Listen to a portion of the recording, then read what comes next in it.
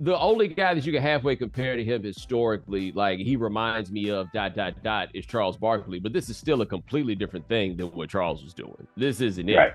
And so I just remain blown away that people ever had any question about the fact that if this dude was healthy, it was going to be canceled Christmas. And it is canceled Christmas right before our eyes just about every night.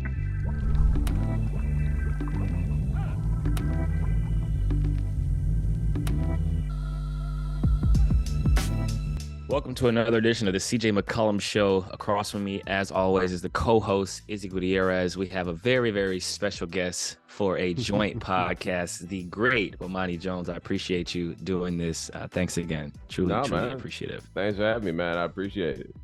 You know, it's a special guest, and he's got an Emmy directly behind him in his right ear. Emmy, I did not win that Emmy. I simply got it. Okay. It counts. I got better. It counts, and it's a great location too. I feel like you definitely looked at your screen and said, "How do I get this Emmy off at all times?" No. That it ain't there by no coincidence. This wasn't a setup until I had to have a home studio. At which point, everybody started putting up every spelling bee trophy and everything else they'd ever had, and so I just put Emmy over there. No, that's smart. As you can see, I moved in Labor Day, and I still haven't put my pictures up yet, so they're behind me on the ground, as you can see. But I do have my famous Derek Jeter, picture. It's a jersey frame in which he signed his middle name. I talk about this a lot because I'm excited about it. And then I have a cash cow back there somewhere that I just think is really appropriate for the office because I love it. Man, you just got to call it a picture hanger. Like there are people who do this professionally. Call it a picture hanger. They get that done in the afternoon. Speaking of living things behind you, CJ, what's going on with the Pels? You lost one against the Sixers, and Zion got there. But what's the still Brandon Ingram's toe seems to be the biggest issue of the entire year. So what's the update? What's the latest? Yeah, I'd say the latest is that we were trending in the right direction in terms of health, right? We were starting to get healthy. I was out with COVID, then Herb was out with COVID, and Trae was out, Dyson was out. We had a lot of guys just kind of missing time. And then we were close to whole, right? Then Larry gets hurt, right? So we lose Larry in the rotation. And then right when BI starts ramping up, I'm seeing him working out. So I'm thinking to myself, like, he's definitely getting close. Z gets hurt with the hamstring injury in Philly. So I'd say we're a work in progress, man. It's that time of the year where it's almost all-star break. The schedule's starting to settle in. You're starting to have 5 and 7. I think we just finished a 5 and 7. We got another 5 and 7. We had a 4 and 6. We got 16 games in 30 days this month. So it's beginning to get to that point where you got to take better care of your body and hope for the best. But this is when you need a deep team. And fortunately, we've been able to win a lot of games this year without BI. We won a lot of games without Z. And now I may be out without both of them. We may be without both of them for a little bit. So we got to continue to trust on our young guys and the development with our PD staff. Bo, I'm not sure if you saw that game where Zion went like full anime character and just exploded in the fourth quarter. But it seems like everybody wants to talk about Zion. What intrigues you most about him when you watch him play this year? That somehow people have forgotten how good he was in the first place. He's a dude that's always going to be big, right? So if you are a basketball player and you're big and you have a broken foot, you're probably going to get big while you're not playing basketball. And it was all the jokes last year. And somehow I feel like people really miss the fact that year 2, he was probably a top 15 player in the NBA. Like, he actually delivered on the promise and in ways that I don't think that people necessarily expected. And now he is that dude, right? Like, the only guy that you can halfway compare to him historically, like he reminds me of ... is Charles Barkley, but this is still a completely different thing than what Charles was doing. This isn't it. Right. And so I just remain blown away that people ever had any question about the fact that if this dude was healthy, it was going to be canceled Christmas. And it is canceled Christmas right before our eyes just about every night. CJ, take me through that fourth quarter. You needed it. You needed it from him against, who was that? The T-Wolves? Sixers. Well, T-Wolves first and then the Sixers. You're actually right. Yeah, the Super Saiyan Mo was T-Wolves, and then he did it again against the Sixers. So against the T-Wolves there, what was that like? That was crazy because, in the moment, you're just hooping, right? I'm calling plays. I'm looking at Willie. I'm like, all right, let's mix up the play calling. And then I look at Z, and he's like, come on. I'm like, what you want? Normally, I played with a lot of guys who you could have those types of conversations, right? Like I talked to Dane when we played together.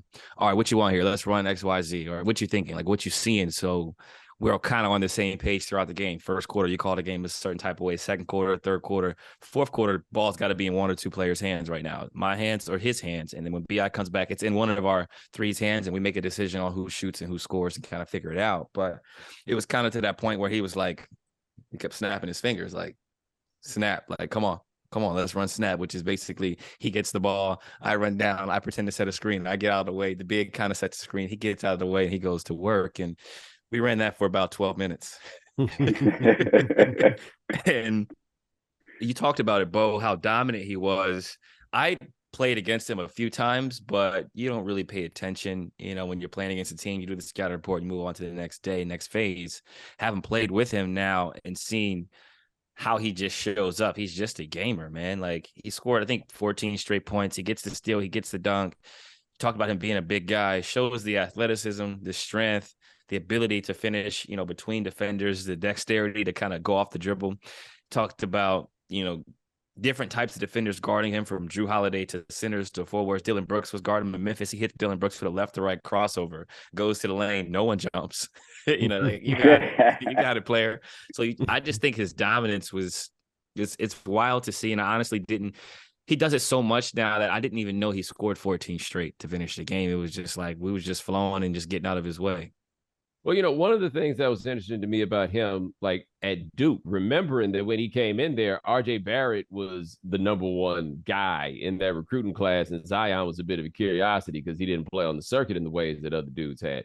And the thing that I noticed quickly about it with him at Duke was the moment that he realized, oh, I'm better than all of them here too. Oh, okay. And then you realize, oh, he likes the taste of blood. Like there's some dudes who get out there and they enjoy being good at things, and there's some dudes that enjoy beating people. And I looked out there and was like, oh, he seems to enjoy beating people. And so making that transition to that NBA point where it's like, nah, how about you just give me the ball?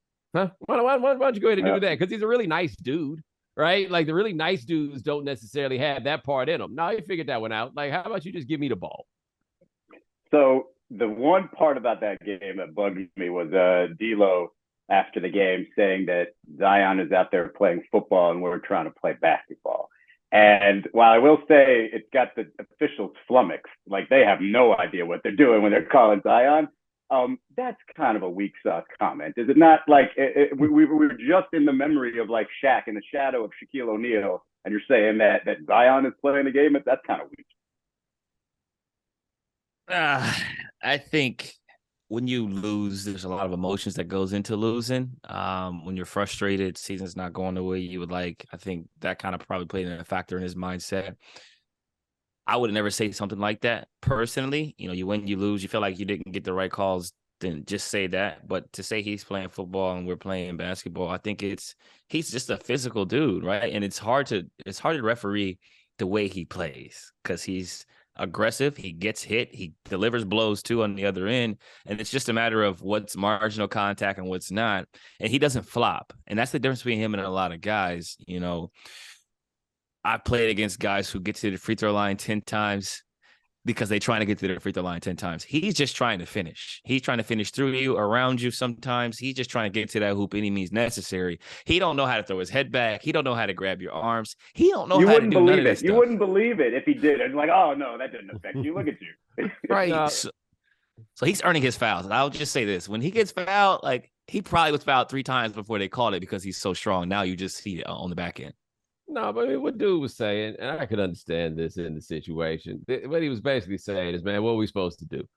We got nothing for this. Like, what move are you supposed to make when the dude is stronger than everybody and quicker than just about everybody? Like, I think I said about Zion is he is his own pick and roll. Like, once he gets that shoulder by you just a little bit, what are you doing? There's no option that you have. What you going to do? Move them off the spot? If you're capable of moving them off the spot, you're probably not quick enough to guard them. And so all of it really does come down to he's just that big, but they don't make big dudes that quick, right? Like, it's not that he's playing football. it's a football player out here playing basketball. Yeah, and I just don't know what the answer is for it.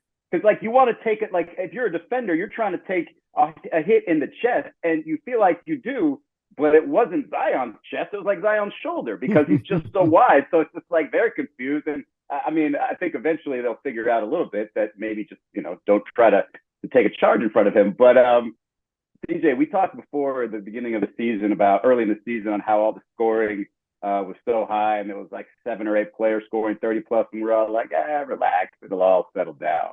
But wow, like, you forgot some scoring outbursts now. You had Dirk with the 60-20-10 triple-double. And did you call him Dirk? Did you call him Dirk? I just said Dirk, didn't I? I just called him Dirk. Luka with the 60-20. I had the statue in my mind. And you had in Cleveland 71 from Donovan Mitchell. Like, sick. I don't even know which one to start with, but let's go with Donovan Mitchell there. Like, when you hear that, when you see that, and the way he scored that, it was overtime, whatever. What do you think? Like, I know first thing I think of Kobe, and I just think of, wow, when I heard that he had 81, I was like shocked, bonkers, and like stopped everything I was doing. And 71 is still just like, it shuts everything down. I was confused. I thought to myself, how the hell did he score that many points, right? Obviously, we're playing, a game as it's happening. Our game ends, we get back on the plane, we're flying back, and guys, just you checking scores, you checking, your league pass, seeing what game is close so you can watch on the plane. That's what I normally do. And I immediately went to the highlights because I thought to myself, I'm out here getting trapped, and I play with Zion and Brandon Ingram. So why is he not getting trapped? I mean, where are the double coverages? Where are the denials? Like, my first thought was, how did he do this? And why didn't they double or triple him? Because 70 is crazy. And that's just a credit to his ability to score. I always go to the free throws first, right? Like, when a guy has a scoring outburst, like, how many free throws did he shoot? He shoots 25 free throws. He's efficient, didn't hit a lot of threes, was finishing around the basket, didn't take a lot of shots. And then the crazy part about this stat line is the 11 assists, because normally you associate loud scoring outbursts like that with, I'm not passing to anybody, I'm shooting every ball. And he managed to get 11 assists with 8 rebounds, which is crazy. Like, this should be talked about more, to score 71 points in a game in which he misses 5 free throws, by the way. Like, no one's talking about that. He could have had 75 or 76 if he goes perfect from the line. But the efficiency in which he did it was impressive. And I think at this stage, I'm just numb to, like, everything. Like, you just expect crazy stuff to happen. Like, Luka's doing 60-point triple-doubles. And we're talking about it more now than we ever have before. But I do want to go on the record saying that James was doing stuff like this regularly, not 70s, but he was putting up 50. He'd have a week where he'd go 55, 54, 50 with triple-doubles. And we just didn't really even talk about it, discuss it. Yeah, I mean, we are in an inflated stats era, right? Like, 71 points is 71 points, but we're seeing people put up these numbers at a rate that is so much higher than we'd seen relative to everybody else before. It ain't just because everybody's better, because the dudes that are guarding you in theory are better, right? Like, we have a measure of juiced up numbers, but hey, if you putting up 71 and you getting 25 free throws, I'm here for that. Right? Like, I am here for the dudes that are like, either you are going to stop, either I'm going to score or you are going to foul me. One way or another, I'm getting this bucket. And they needed them too. Like, I think that's part of what's interesting about seeing this with that Luka game and this one. This was an overtime game. That Luka game, they needed those buckets. That was an overtime game too, right? With the mad comeback at the end of the fourth quarter. Yep, same way with the tip in at the missed free throw. Purposely missed free throw and the tip into tie it, yeah. Yeah, like the two super Kobe games, the 81 and the one that I actually think is more impressive, the 62 3/4 where the Mavericks only had 61. They were blowing their doors off in those games. Right.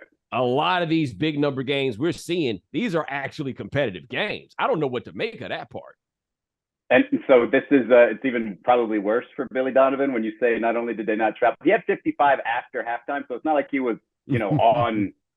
didn't have 55 before halftime, right? And then so you have to trap him, but they just played him the day before, or the game. They had a home and home, and he didn't have a very good game. And he was like 5 for 16 or something. And so it's almost like Donovan caught them by surprise in that second half in the overtime. And the overtime was mostly just pull up threes at that point. He was just feeling it. But yeah, I still got that same feeling. It was a little bit different than the Devin Booker one because it was late in the season, and game didn't seem to mean much and seemed like it was all he was doing. But the 11 assists, I think is a great point, because I think one of the points that was made after the game is like Donovan Mitchell could have come here and been like, hey, I'm free from Utah. Let me just go show out and whatever. And he just has shown this ability to not make, like, he's not bigger than the team, not bigger than the game. And yet he gets 11 assists with his 71 points. I think that says something about Donovan. I think he's probably better than even I thought he was going to be there. Oh, yeah. And by the way, can we send a shout out to DeMar DeRozan with his forgotten 44? Like, if there was ever a night for you to have 44 points and nobody care, it was that one right there for him. Can you remind me, Bo, of your sort of like opinion arc of Luka Doncic and like as his career has gone? Because I feel like I might be confusing it with another opinion that people place on you. But what are your normal thoughts there as his career has gone along on Luka? No, my thing with Luka had been not that like, oh, this guy isn't good. It's just you guys are getting out over your skis just a little bit about him, right? Like when he was younger, he wasn't as good as I thought that people were saying.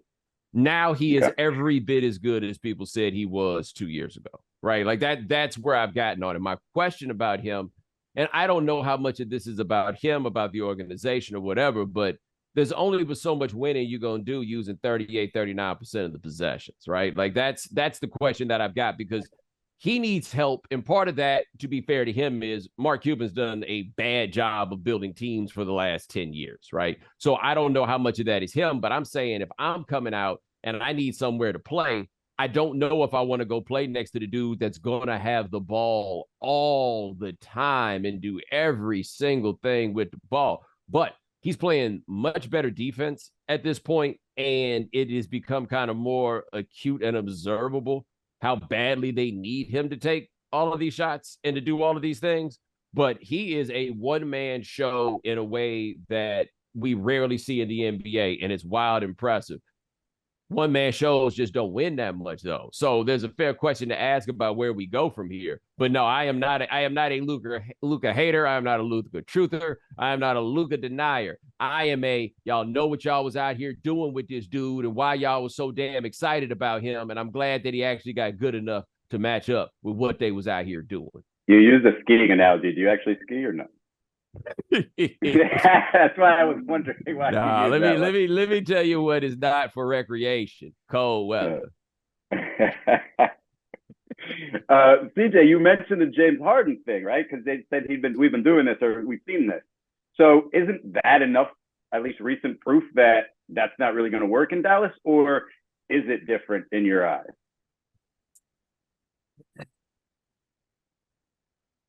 I think they're both outstanding players in their own right. However, in order to win a championship, this is coming from a guy who's never won a championship but has lost to the Warriors and watched them win championships.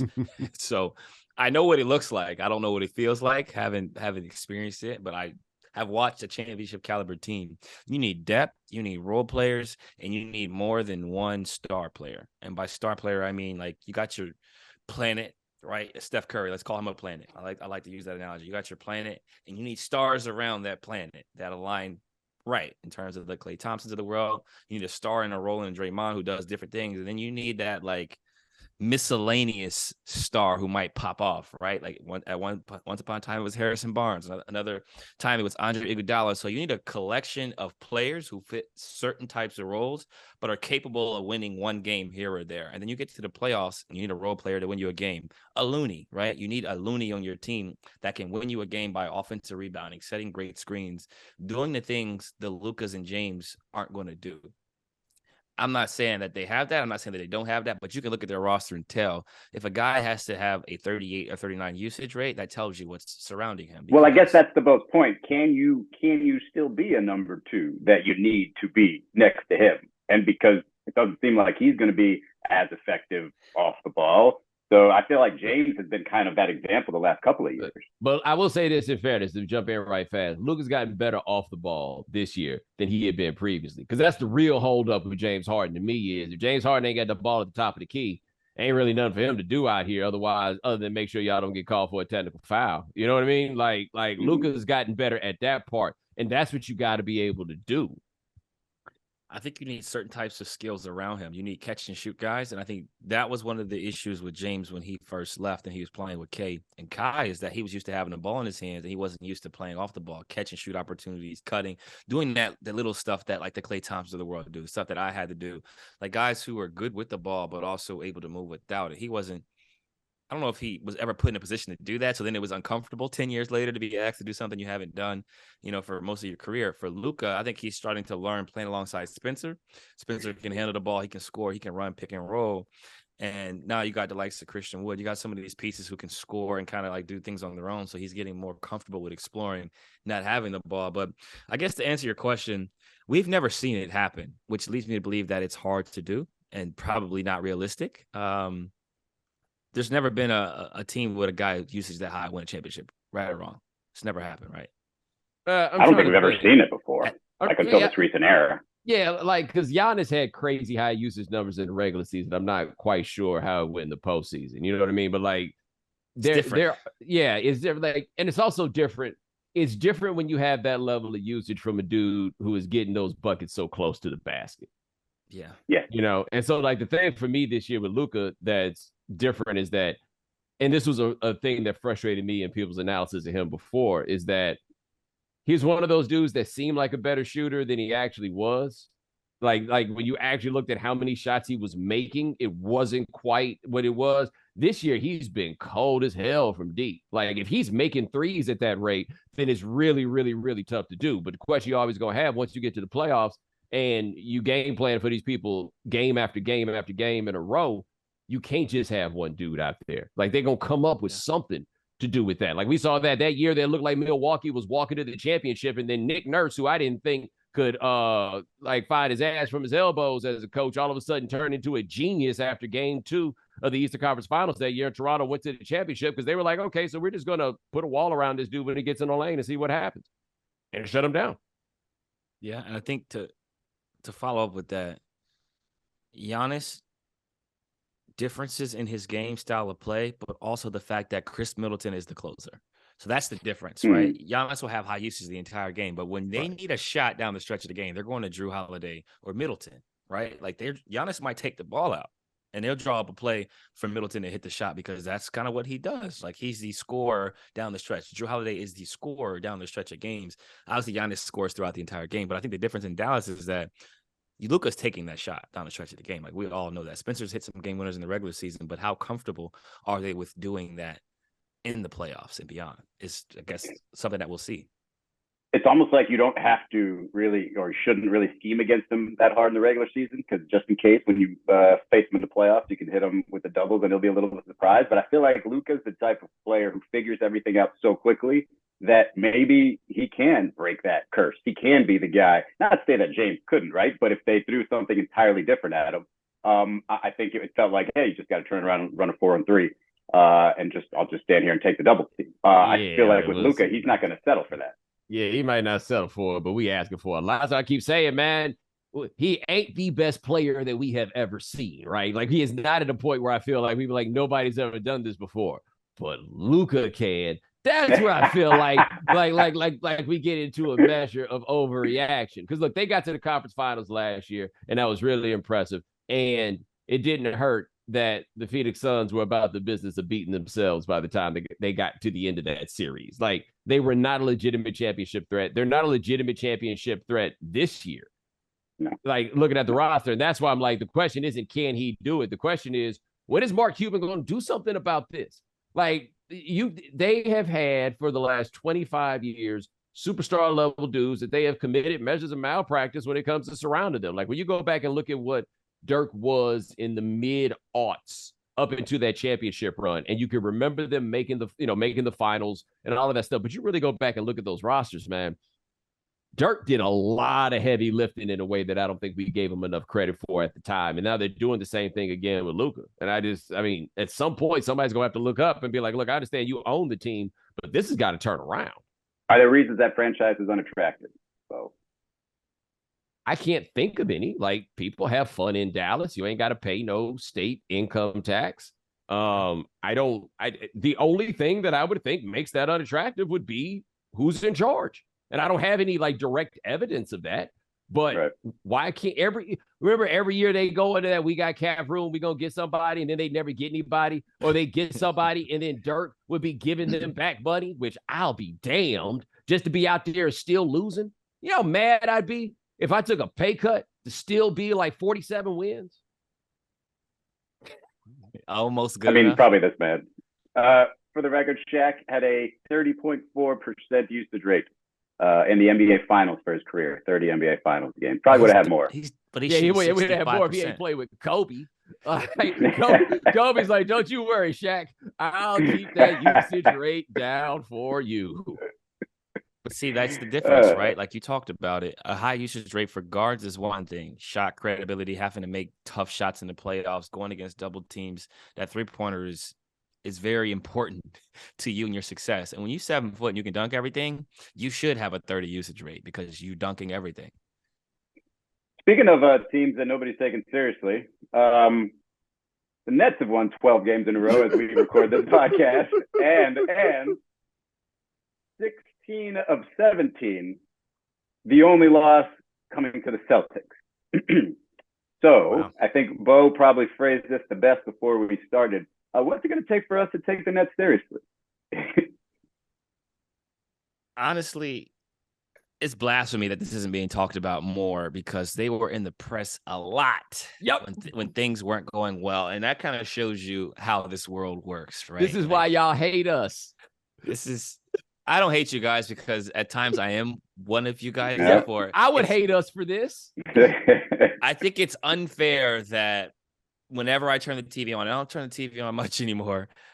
They were bashing the Nets, the organization, how it was being ran, what was happening behind the scenes. They were bashing KD. Obviously, the Kyrie situation, they were bashing him. Now, it's so quiet you could hear a mouse tiptoe around your house. Like, you don't hear anything about the Nets. They're not talking about how KD should be in the MVP conversation. They're not talking about how they're one win out of first place in the East. All I see on TV is how good the Boston Celtics are doing and how bad the Lakers are doing. Yo, I thought the Nets needed to waive Kyrie and burn the whole thing down because I still do think it's a flawed roster, and I think that in the postseason, I don't think they're going to end up being as good as Boston, as good as Milwaukee, right? But I definitely didn't think they could come out of here and win 16 out of 17, in part because I did not think that Kyrie would be as quiet as he has been, right? Like when I said that, I thought that he was willing to burn with this whole thing. Yahweh told him to be quiet, and everything has been on a roll ever since. I did not think that this was possible. And so you would think, and this is what I think is telling about the ways that like people have dealt with that team since they got all these guys together. We're not riding the roller coaster with them. Like if you remember, the most tumultuous of the Shaq Kobe years was 03-04, right? Like Kobe coming off of the case, Karl Malone, Gary Payton there, and that team had ups and downs. When they went down, we were all over it. But when they went up, we were also all over it, right? Mm-hmm. Yeah.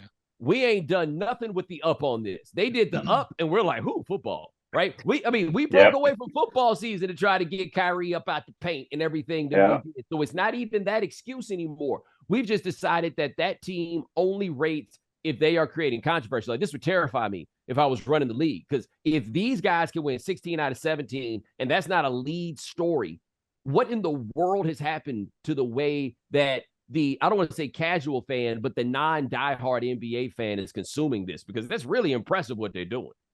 I have a couple of theories as to why, and other than I'm not really taking blame off of whatever we want to call it, the media or whatever, for their coverage. But one of the things is they don't want to sort of praise Kyrie too soon, I think is probably part of the reason.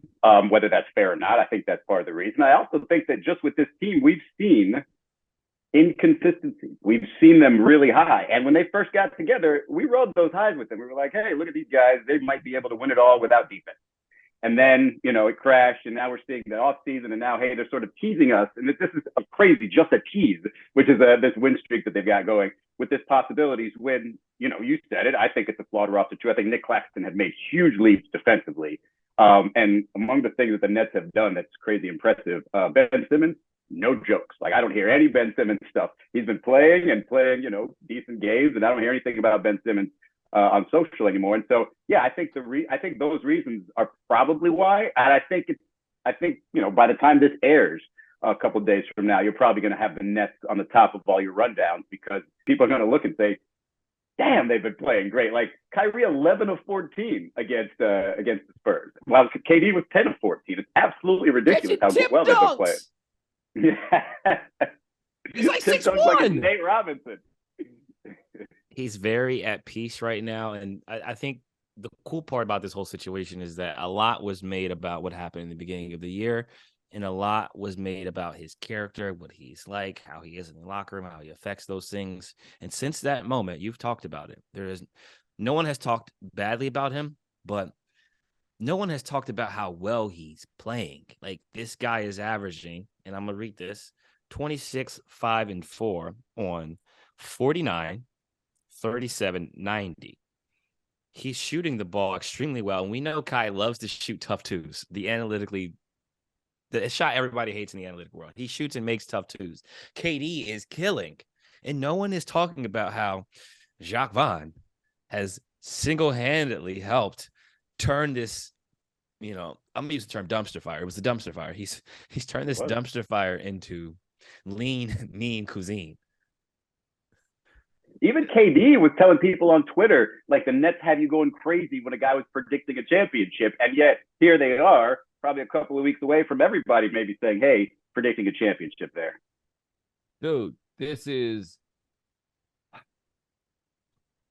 I'm actually curious about this from the Durant standpoint of, so like, do you still think the roster's not good enough? That's funny. No, sincerely. Like, because I wonder if he thought where they are now was possible. Because I didn't think that where they are now was possible. And they probably need something else to go along with this. And so, like, I'd be very curious to know what his assessment, not of how they've played, but of the team itself, because I do think that players are able to recognize when they got more wins than they actually have team. You know what I mean? That was the low point for them, right? When KD essentially said, look who I'm playing with, what do you expect? And then all of a sudden they go on this run. Yeah, he was right, though. His point on that, I thought he got a bad rap. He's like, look, let's be honest on this. When I'm out here with Ed Sumner and whoever the other dude is, who you think's supposed to get the buckets? Okay, me. And let me tell you something. Ed Sumner absolutely feels like that. You know how scared I'd be if I was Ed Sumner and then they came out of the huddle. They're like, all right, KD, you the decoy. Ed, it's your time, baby. No, it's not. It's his time. I ain't gonna stay in the league like this. I think it was quoted wrong, but what he said made perfect sense. And I think that you're right about early wins can be fool's gold to teams, staff, organizations, and media around these markets, right? You go on a win streak, you're the best thing in the world. We go on a 7-game win streak. Everyone's talking about how the Pelicans are bona fide champions. We have a chance to win a championship. We lose 4 games in a row. What is wrong with the Pelicans? Are things wrong? Do they need a new this or a new that, or should they get rid of this? So it's a what have you done for me lately league. But I think these wins, as you said before, they're playing well. Things are going well. They're defending at a high level. Guys are playing super efficient basketball. But in order to win a championship, you have to be able to sustain a certain level of play and avoid certain matchups. And we haven't talked about that in the playoffs. Like, things are going well. They haven't lost since they played Boston. Who are they going to play in the playoffs? Boston or Milwaukee, most likely in the first or second round, depending on seeding. If one of them is a 4 seed, they're going to run to them early. Not to mention they got a guy who's averaging 33 points a game in Philly who can't wait to get his hands on the centers on some of these teams that he's seen. Man, let me tell you, there's not a single person in the borough of Brooklyn with any hope of doing anything with Joel Embiid. Not a single one. But Nick Claxton, my brother talks about this all the time. There's big man, but there's tall man. He is tall man. He's a tall person who does things close to the basket, but he is not a big man. Like, after I had my growth spurt, I'd be going out there playing basketball. Now I'm in the 6'3.5" range in that zone, and it would be nothing worse. They picking teams, and then it gets to the end, and somebody's like, all right, big man. You serious? You expect me? Yeah, because now you expect me to guard that big person just because I am tall. I cannot. And that's Nick Claxton at the prospect of guarding Joel Embiid. I just want to add one thing here. I actually made this point You guys said they're not losing anytime soon. They come to New Orleans this week. Just want to put that on your radar. I just want to say, damn it, I didn't look far enough in the schedule. I really only looked at one more Bulls game. Just want to throw that. Just positive affirmation. Well, that's gonna be sprinkle that's that gonna in be a there. great game. Game sold out, as you can imagine. What was you hit 11 threes? Was that a home game? Yeah, home game against the big man who most people fear, Joel Embiid. And what was I love it. You said against the big man that most people fear like they weren't 3-pointers. Like Joel Embiid was running out from the paint every single one of them. Yeah, no, I made the threes because he was in the paint. I'm not going in there with that tree. You talked about it. There's big man and there's small man. And to the rest of the world, I'm good height, good size. You know what I'm saying? But in these basketball games, I don't really go into paint very often unless I have to. Man, I saw Embiid. I went to a playoff game in Brooklyn. When they were playing the Sixers. I guess this is, I can't remember what year, 18, 19, one of the two. It must have been 18. And Embiid missed game 3 because he was sick. And then Simmons went out there and killed it. And then suddenly Joel felt a whole lot better. He was still clearly not feeling well. But he was like a vortex in the paint. Like, even with not being able to get anything buckets, he puts on weight fast when he can't be active. All right. It was terrifying, like what it meant when he was out there. Guys, you're not scoring anywhere near here. Nobody's coming anywhere close to here, but he is out there. It is amazing to watch. He's been great. I thought early on that he was, at least for a second there with James, that he was sort of backing off a little bit and just being like, maybe I'm not going to go for this MVP. I'm just going to try to fit into this offense. And then he just started having his scoring outbursts. And I just think they found some sort of a comfort level, maybe with him, with James out a little bit, and with James back. I still don't know. Like, I don't even know why, first of all, that story with James leaked about him possibly going to Houston next year again. Doesn't really make any sense to me because they haven't really tapped out their full potential there. But I don't know if Bo, if you think that's higher than it was last year, the Sixers, because I feel like it's pretty much the same. That's the thing. I feel like nothing's been different the whole run that they've been there. They've been pretty good. Even that year they had the best record in the East. They've been pretty good the whole time. The mistake I felt like they made early in the season was you can't build your offense around your second best player. You can't do that. Like, and exactly how much responsibility you put on Maxey, just because of a size question is fair to ask. But you can't. James Harden is going to be at the top of the key doing his thing. And obviously, Embiid looked bored and like, wait a minute, this is my team, right? Like, he nicknamed himself the whole damn process, right? This it went from trust the process about being something total to being about Joel Embiid. And I'm watching James Harden at the top of the key, right? You got to go through him the whole way. And anybody that can't figure that out can't play for that team. Like, that would be the way that I would run things there. So that's probably why the story came out. Haven't played against them. They changing how they running things because he had 40-40, a 40 for 40. No. Let me tell you, Doc looked up. It was like, am I about to lose my job trying to satisfy James Harden? James shot 8 times in the first game we played against him. Oh, wow. Yep. I mean, that seems to be somebody who's figured that part out, that he's not going to be the guy there. I was looking at these moving conferences real quick. The last 2 Western Conference finalists and sort of the odd years that they're having. Phoenix is in an odd spot now with Devin's injury and Chris Paul in and out, and the team for sale and like what are they going to do around trade deadline? And then you've got the Warriors, who, I mean, talk about a team that looked down and out not too long ago, like all of a sudden on this ride again. And Klay Thompson looks like he wasn't injured. I don't know which one of those is more interesting to you, but I feel like the Warriors stuff, I feel like if Steph comes back, they could continue to or become, that team again. The Suns, I feel like they're kind of in a rut right now. Like, I'm not sure where they go, and they might have just sort of seen the ceiling from that backcourt already. Their window closed. Yeah, window closed. That window closed last year. They had a real short window because of Chris's age, right? Like, if you are going to have Chris Paul out there, and he is the thing that makes you a legitimate title contender, is going to be dependent on how long he can play at that level. And I just don't know if physically he can get there. And you look at some of his numbers, like where the numbers fall are in those ways that worry you, like free throw shooting. Like that to me is the sign when you start looking at it being like, oh, this ain't going like it used to. That's like the putter for a golfer. Like that's where it starts to go. It's like, I think they're done. The Warriors, man, I ain't got no idea what to make of the Warriors. And part of why I don't know what to make of the Warriors is they're so bad on the road. But for some reason this year, everybody's bad on the road. Like very few teams. Like I'm looking at it right now in the West.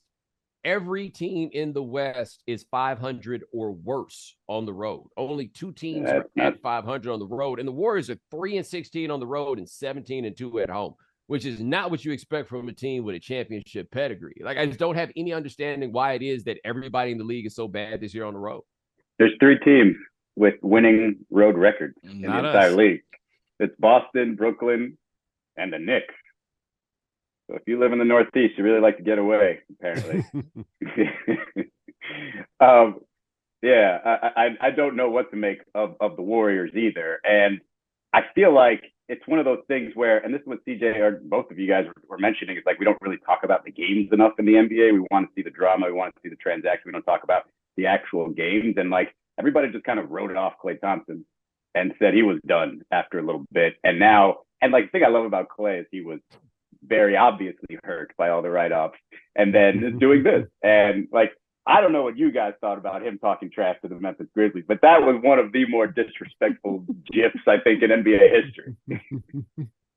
I mean, he called them friggin' bums after winning a championship. Like, he was thinking about them after winning a championship. Bums. Friggin' bums. He was so sincere. I mean, I thought he was done, and I'm not convinced that he isn't done. Like, I think he can still, like, rise to super high levels at times. But, I mean, it's just hard to imagine somebody can have those 2 catastrophic injuries and then come back to like a reasonable facsimile of what they were before. Like, that's not about him or an insult necessarily, but I did definitely think that it was about over for him, but he's picked it up lately. That's why I have no idea what to do with them as a team. They've done so many things that I just don't think you do in trying to build a team. Like, I don't think you can build for now and build for later at the same time. They did that and won a championship. They got too many dudes in the rotation. Like, you need to trade some of these young guys. You think if you're going to win right now? No, they're not going to do that. They're going to keep all these dudes. And then I'm going to look up and they're going to be in the Western Conference Finals, maybe. Like, I never know what to do with them, right? I was a long skeptic of them early in this. And then I just had to, I was like, okay, I don't like teams that shoot all these threes all the time, but these boys go hard and they play real defense and they have that heart of a champion stuff that everybody talks about. But right now they're 20-18, but that's without Steph for this whole stretch. I'm just never going to guess what's going to happen to them ever again. I'm out on it. I will say ESPN predicted them to be under 500, so there's still some time left for that to occur, or for them to flip the switch and go on a crazy run and lose to the Pelicans in the conference finals. What do I know? I gotta say, though, I'm excited about you guys. Like, I'm not just saying this because I'm on this here podcast, but I want nothing more than that team to do exceptionally well. Like, I want something to happen to force all of us as observers of the league to move on from the previous decade and realize that the future is now. You look at the Western Conference standings, man, it all screams out the future is now. Like, it's right here. Denver, Memphis, New Orleans, Dallas, Sacramento, and the Clippers. Like it's now, man. And I want all the now teams to get it done, especially the ones that's in the country. You know what I'm saying? We country boys deserve something to be proud of. Well, CJ, tell me about that game against the Grizzlies, though, because that's going to be a thing. Right, Ja versus Zion the whole time. Ja doesn't hold back from talking. So was there some of that? Did you get some of that feel like, man, these two are going to be going at it for a while? Oh, it's friendly competition, right? Like, they play on the same AAU team, both from South Carolina. Not a lot of players in the NBA from South Carolina, right? Especially from where they come from. So I think there's mutual admiration and respect for how they both got to where they are, because they both had to work extremely hard, weren't highly recruited early. Obviously, they began to get recruited late. Ja never ends up getting highly recruited. Has to kind of play that small market, mid-major role, goes to Memphis. Z goes to Duke, then he goes to New Orleans, has injuries in his setback. So I think they both have a lot of respect for each other, but, they're both competitors, and want to win. And just to be honest, they whooped us, right? Coming off of a back-to-back, no excuses. We came in, I think I got my bags delivered at 3:30 a.m. And at that moment, I knew this game was going to be tough for me. And tough it was. At 3:30 in the morning, you saw your bag. I thought, damn, I gotta play. I gotta really play a game tomorrow. Like, this is gonna be interesting. And sure enough, 4 for 16. Z struggled from the field. Lots of turnovers. It was just a sloppy game. And the way they play is obviously a fun brand of basketball. They defend, they get out and run. Ja is electric. They got shooters. Bane is playing well. Dillon Brooks is doing a little bit of everything, defending. Adams is going to get 13, 15 offensive rebounds. Like, they play a style of play that is built for Memphis, right? Like, it's gritty, it's grimy. They gonna talk trash. They gonna dance. They gonna come out with the boom boxes. It's like, it's the type of, like, as a hooper, like, I love it. Like, it's fun for me. And just like Desmond Bane's arms, they're always flexing. The Memphis Grizzlies, they're always flexing. Alligator arms, like, super muscular. I've never seen a guy that muscular be able to shoot the basketball. Like, that's impressive. Like, usually guys that are like buff, like built like football players, can't shoot because you can't extend the arm. But I think it's obviously we want to beat them, right? Like, first and foremost, we know that's a team that's going to be around for a while. I think Clay's talked about it. They're young, they're talented. They're not going to have to spend any more money for a little bit, right? Like, I think they'll have to pay Bane at some point, but they've already paid Ja. They've already paid Jaren Jackson, who's blocking everything, but also fouls a lot. They're built well, and they've drafted well. They got one of the best backup point guards in the NBA, if not the best backup point guard in the NBA. So that's a well-constructed team that's well-coached, and you know you're going to have to see them for a while. You know, you pointed something out, though, with Jaren Jackson. He does foul a lot. They got 2 hack masters on that team. Dillon Brooks just fouled somebody right now. It's 6:40 p.m. I don't think the game started. Dillon Brooks just hacked somebody on the wrist as we spoke. They like, yo, I got 6. I'm gonna use them all. Oh, they use them, and sometimes it's called and sometimes it's not. I don't understand. I watched the warm up on Christmas. First of all, I didn't understand how they played on Christmas. That was mind blowing. But I watched Steven Adams like hit a bunch of threes in warm up and can't hit a free throw to save his life. Like, I will never understand that. No hey, man, pressure. I can't imagine shooting a shot in front of 15,000 people, not even from half court to try to win a car. I can't imagine how nervous I'd be out there doing that. Like, that's the thing about a lot of these cats, man. Like, you know, if we're being honest, Anthony Davis got to shoot a bunch of empty gym jumpers in that bubble, and we never saw him shoot like that ever again. Even when he came back in this dominant stretch, he wasn't shooting like that again, man. It's just the margins are so thin that difference matters. And so, yeah, you see like Dwight Howard over there in Taiwan firing it up from deep. Yeah. I mean, to be fair, I did also watch Giannis beat Grayson Allen in a free throw shooting contest after practice, in which, I mean, it's one of those where you missed your out, and he literally just did not miss. For the latest one out of practice, the 2 of them being, I'm just like, how? Because you're not about to lose to some people. That's how. No matter what. If he had to stay in there all night long and not lose to no Grayson Allen, I'd have made all them shots not to lose to Grayson Allen, and I'd have kicked him when I walked out. And you got to remember, Giannis is a different. He might shoot 60% from the free throw line, but when it's game 7, them free throws is going. Do you see what he did when he had to win that finals? Game 6 was incredible. He was hitting threes. He was hitting Hezzy KD type threes, and then he went perfect from the line and dropped a 50 burger and went and ordered Chick-fil-A. So I think it's the mental makeup. You talked about it. The mental makeup of the want to, but also like the clutch gene is not for everybody. And you guys have been covering sports long enough to realize that there's some great shooters in the regular season. And then the playoff starts, and there's only a few good shooters, and then you move on to the next round, and then there's not many good shooters out there, and then the guys you thought were good shooters aren't good shooters when the game matters. Like, my man Howard makes the point. Playoffs at 15-footer, 18-footer. Yep. Right? Like, it's not the same shot that it was. There's no real explaining what that is. And a dude like Giannis, I think Kenny Smith was the first person I saw point this out, but it really stuck with me. And he was like, the thing about Giannis is he wasn't afraid of being embarrassed. Like, he's not avoiding those free throws unless it's like a legitimate, it's like 2 minutes left and the margins are too thin for, to do this. He go out there and do his little breathing thing, and everybody's mocking him and everything else. And he going to go out there and take them free throws, right? He's not scared of it, even if he knows he's not that good at it. And then he locked in that game. Like, every day, I am fascinated by those days when somebody just decides, boys, we're not losing today. Y'all got me, and we about to win. I wish I was able to do. Can you just imagine just being able to walk into an NBA gym and just be like, all right, fellas, jump on my back. Don't you worry. It'll all be okay. I know. I like the people that guys who do that at the playground. So sometimes they get mad if they don't pass the ball, but like that, I'm just envious. I'm like, you just take over, and everybody's here like trying to stop you, and nobody can stop you. But a little crazy. Bo, I don't know if there's anything. I mean, CJ and I tend to complain about the officials a lot. Is there anything else in the league this year that has you interested before we step out of here? I don't know if I got another like league thing. I think we kind of went through like about all the league. I am, by the way, fascinated by how the Atlanta Hawks had 2 good months and have been the Atlanta Hawks every time around that. And they talking about Trae Young got named McMillan wanting to retire allegedly.